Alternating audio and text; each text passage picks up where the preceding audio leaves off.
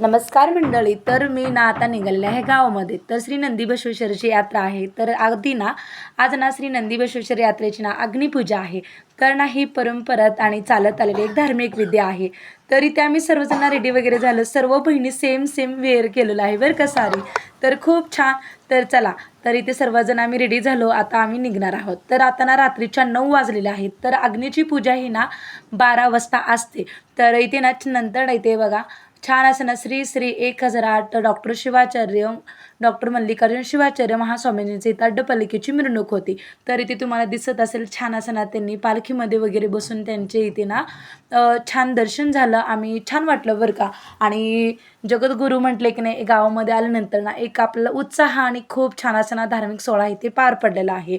तर ना इथे बघा भाविक ना लाखो भाविक इथे ना आमच्या इथे उपस्थित होतात. कारण छोटंच गाव असू द्या पण ना भाविक देवाचे ना काहीतरी असलं ना सर्वजण एकत्रित येतात. तर इथे बघा सर्वजण आम्ही बसलेलो आहे. तर आता सध्या ना अग्नीला ना पूजा करतात आणि श्री नंदीबसवेश्वरची यात्रा ना अग्निपूजामुळे ना वातावरण शुद्ध होतं आणि नकारात्मक ऊर्जा दूर होते. तर इथे तुम्हाला दिसत असेल व्हिडिओमध्ये सर्व ना त्यांनी अग्नीची पूजेची तयारी केली होती. तर नंतर नाही तर म्हणजे सर्वच ना दारू गोळा फेक अशी मध वगैरे चालू होतं. तर खूप छान इथं मधाचा झाला कार्यक्रम वगैरे. तर तुम्हाला माहितीच आहे. तर मध गोळा दारू फेक असे सर्व ना आपल्या सोलापुरीसुद्धा असतात बरं का गड्ड्या वेळेस. तर इथे पण ना मध गोळा जसा असतो ना तसंच प्रत्येक यात्रेला ना असं असतं. तर छान वाटलं बरं का. तर लहान मुलं तर ना इतके आकर्षित होते ना खूप म्हणजे खूप आकर्षित होतात.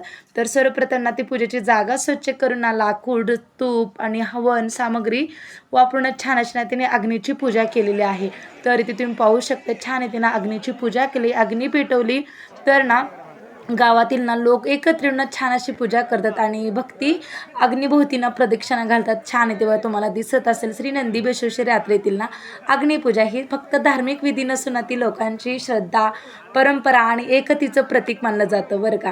आणि ही पूजा श्रद्धा एकता आणि भक्तीचं प्रतीक मानलं जातं आणि देवतेला नैवेद्य अर्पण करून ना छान येते ना आरतीसुद्धा केली जाते. तर आत्ता ना रात्रीच्या 12:30 वाजलेल्या आहेत. तर चला आजचा माझा छोटासा मिनी ब्लॉग कसा वाटला नक्कीच कमेंट बॉक्स